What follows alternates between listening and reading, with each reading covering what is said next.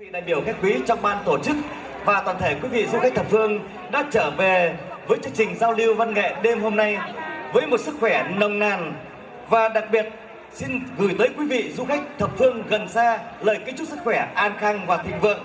Chúc quý vị chúng ta có một buổi tối giao lưu đặc biệt trong đêm văn nghệ chào mừng mùa lễ hội của đền chúng ta Xuân Nhâm Dần 2022. Kính thưa quý vị đại biểu và nhân dân địa phương, hàng năm cứ mỗi dịp tháng 3 về, không khí lễ hội truyền thống tại địa phương xã Nam Mỹ của chúng ta lại tràn ngập trên các con đường ngõ xóm đến từng gia đình. Và trong chúng ta ngày hôm nay luôn bày tỏ lòng biết ơn công lao của Thánh Mẫu và các vị tiền nhân đã cứu dân độ thế, xây dựng lên cộng đồng làng xã, che chở phù hộ cho nhân dân chúng ta trong công việc làm ăn và cuộc sống hàng ngày. Với tấm lòng thành kính, chúng ta đều cùng hướng về những điều bình an tốt đẹp. Đó chính là truyền thống quý báu nhất của dân tộc Việt Nam. Được sự nhất trí của chính quyền địa phương để phát triển phong trào ca hát, văn hóa nghệ thuật, nâng cao đời sống tinh thần cho nhân dân trong xã Nam Mỹ, tối ngày hôm nay, ban tổ chức và nhà đền tổ chức đêm giao lưu văn nghệ chào mừng lễ hội truyền thống xã Nam Mỹ. Vâng, kính thưa quý vị, về dự với đêm giao lưu văn nghệ đặc biệt ngày hôm nay, chúng tôi xin được trân trọng giới thiệu với quý vị về phía lãnh đạo địa phương. Xin được trân trọng giới thiệu sự hiện diện của ông Triệu Quốc Đạt, Chủ tịch Mặt trận của xã Nam Mỹ. Xin được trân trọng giới thiệu sự hiện diện của ông Trần Văn Trúc, Chủ tịch Hội người cao tuổi xã Nam Mỹ. Và một nhân vật vô cùng đặc biệt mà chúng tôi không thể không giới thiệu ra ở đây, đó chính là sự hiện diện của bà Đặng Phương Lan, Phó ban quản lý di tích lịch sử văn hóa Thủ Nhang Điện Đồng Phủ. Và còn rất nhiều các bậc cao niên trưởng lão, các vị đại biểu khách quý mà hôm nay chúng tôi không giới thiệu nhưng quý vị đã từng quen mặt biết tên. Và thưa quý vị, sự hiện diện của quý vị có mặt trong đêm hôm nay cho là niềm cổ vũ vô cùng lớn lao cho các nghệ sĩ tham gia trong chương trình biểu diễn này. Và đặc biệt, sự hiện diện của các vị đại biểu khách quý cũng chính là làm cho đêm giao lưu văn nghệ của chúng ta ngày hôm nay thành công tốt đẹp. Cùng với đó, chúng ta vui mừng chào đón 3 câu lạc bộ văn nghệ trường mầm non Nam Mỹ, câu lạc bộ văn nghệ người cao tuổi thôn Đồng Phù, câu lạc bộ văn nghệ người cao tuổi thôn Vô Hạn và các nghệ sĩ là con em quê hương tham gia trong chương trình buổi tối ngày hôm nay. Vâng, kính thưa quý vị, chúng ta đang đến với một mùa lễ hội vô cùng đặc biệt. Ngôi đền Đồng Phù chúng ta, ngôi đền thờ mẫu với danh xưng mẫu nghi thiên hạ. Mẫu là mẹ của chúng ta, mẫu là mẹ của con xa con gần. Vâng, thưa quý vị, sự hiện diện của quý vị ngày hôm nay đã khiến cho một không khí đã vốn mang đậm chất dân gian văn hóa lại càng thêm đậm đà. Và một lần nữa xin được cảm ơn quý vị rất là nhiều. Kính thưa quý vị, với tấm lòng hăng say nhiệt tình của các cô bác, các chú, các anh chị trong xã Nam Mỹ, ngày thi đua lao động sản xuất, tối lại về hăng say tập luyện, quả là một điều vô cùng tuyệt vời đối với những người nghệ sĩ dân gian của quê hương. Và hôm nay những lời ca tiếng hát ấy lại chứa chan tình cảm với quê hương đất nước qua những làn điệu dân ca đặc sắc được dàn dựng rất là công phu, có phải không thưa chị Trà My? Và tôi còn thấy rằng này, những làn điệu này sẽ được các văn nghệ sĩ của chúng ta mang tới đây, đồng thời mang tới một thông điệp, đó chính là một món quà đầy ý nghĩa mà các diễn viên không chuyên xin được gửi tới ban tổ chức cũng như các du khách gần xa. Và để mở đầu cho chương trình văn nghệ giao lưu buổi tối ngày hôm nay, đó chính là tiết mục múa Việt Nam quê hương tôi do tập thể giáo viên trường mầm non Nam Mỹ biểu diễn. Xin quý vị và các bạn một tràng pháo tay thật lớn để chào đón các cô giáo trường mầm non Nam Mỹ. Vâng, thưa quý vị, tiết mục đầu tiên Việt Nam quê hương tôi với sự hiện diện của những cô giáo thật là tài năng của trường mầm non Nam Mỹ. Và một lần nữa chúng tôi xin được mong quý vị chúng ta hãy nổ một tràng pháo tay thật lớn để chào mừng đêm hội, chào mừng các cô giáo của trường mầm non Nam Mỹ.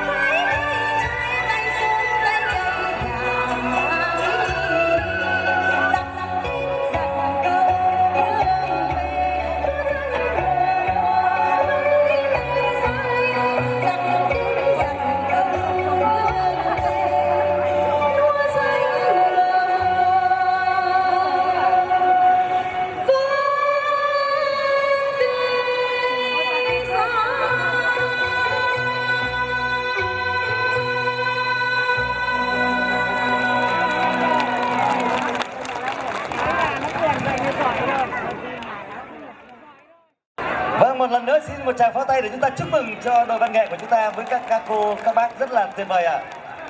Tôi là người dẫn chương trình chuyên nghiệp, là một nghệ sĩ chuyên nghiệp đã từng đi nhiều nơi, nhưng có thể nói rằng qua những lần giao lưu với các địa phương thì phải nói là thật hiếm có những địa phương nào lại có một truyền thống văn hóa và bề dày văn nghệ như quê hương của chúng ta.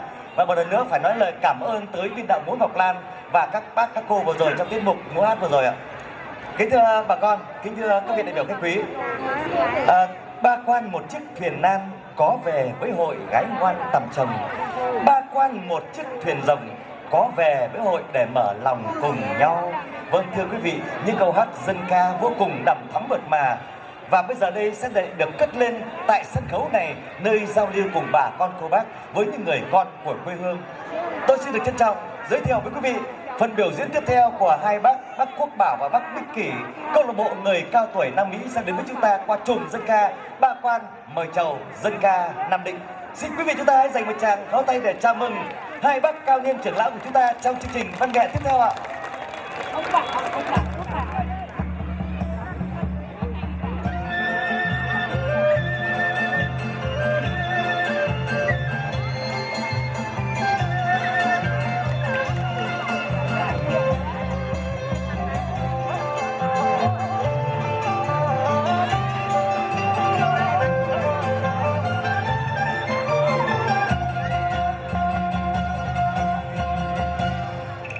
Ba quan đi một chiếc là chiếc thuyền nan, có về là về với hội có gái ngoan tâm trong ôm dấu tình rằng cô cả cô hai nay đây ơi.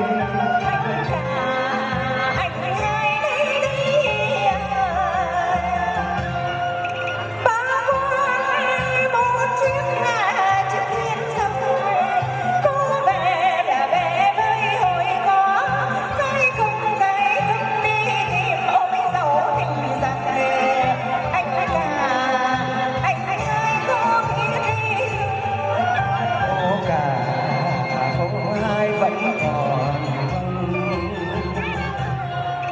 ba quan đi một chiếc là chiếc thuyền không, có về là về với hội có bên sông có đất bồi ôi dấu tình cô cả cô hai ở lại đôi.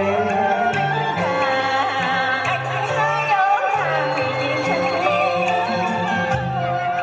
ba quan một chiếc là chiếc thuyền anh, cô về là về với hội có bên sông có đôi ơi dấu tình rằng anh cả anh hai ra hát đi chơi.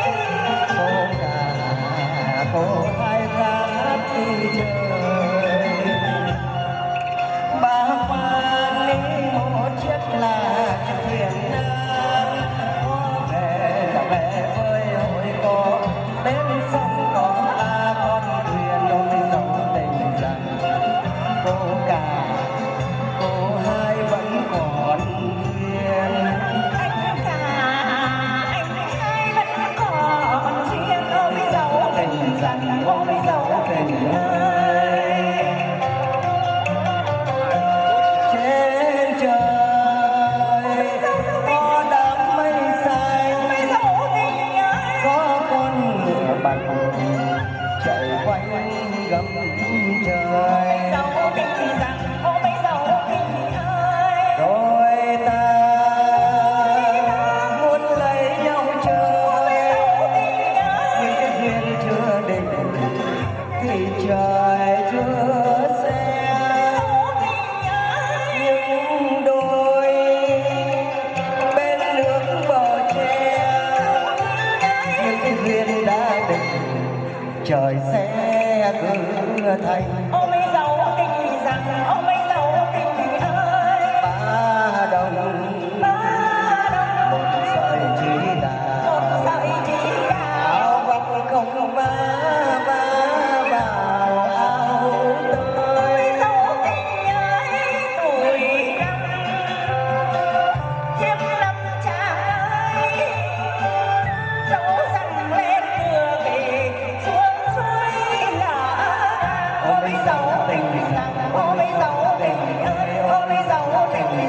ôi dấu tình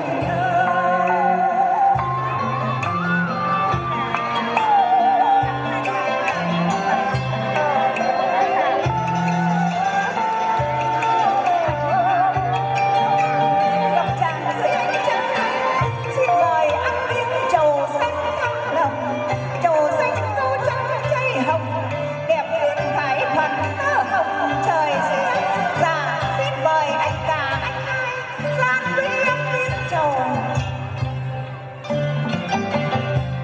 một miếng trầu gặp đây ăn đi một miếng trầu không ăn cầm này không ăn cầm này cho nhau bằng lòng trầu này trầu hoa tình trầu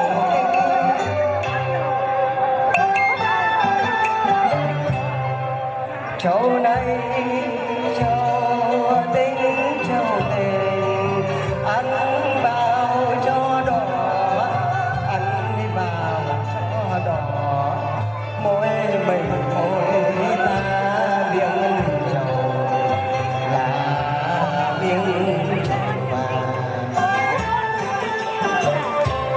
ở đằng xa yêu nhau đừng đi ở đằng xa có đi bắt liếc ai con bắt liếc ai bạn bè ba đứng gần đi Anh còn son em cũng còn son anh ấy còn son em ấy cũng còn son ước gì ta được ước gì ta được là con một nhà em về anh ấy về từ mẹ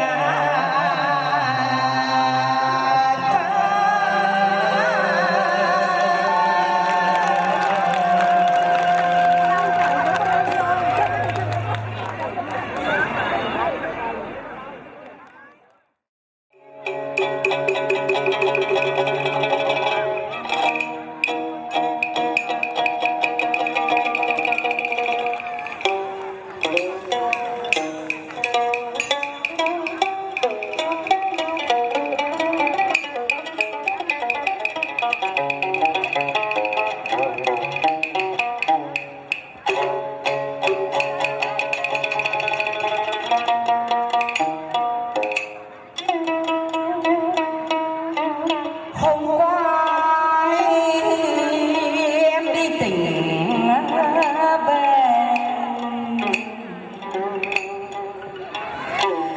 đời em ở mãi con đi đâu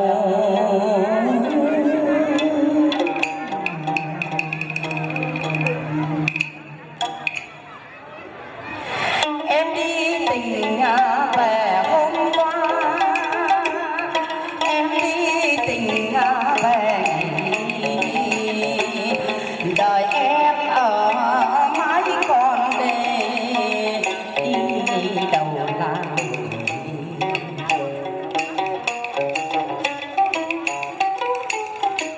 quý vị ơi cho chàng có tay xem nào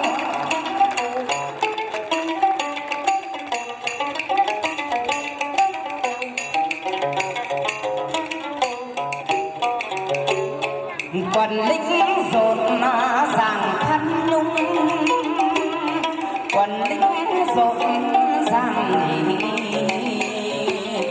áo tài quý bấm em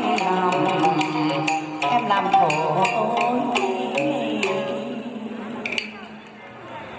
đừng nào đâu ai mùa rồi cái xây lưng núi một hồi sang xuân nào đâu cái áo thân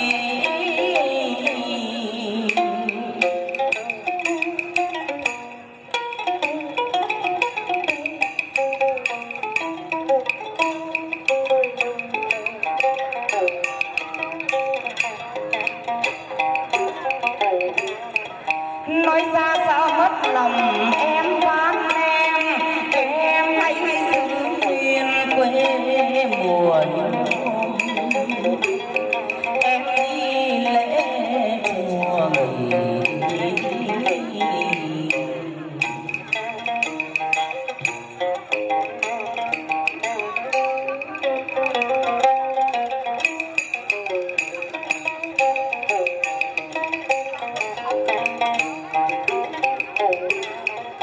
Dù hôm em đi lễ chùa cứ ăn mặc thế cho vừa lòng anh hoa trăng nở giữa vườn hoa trăng.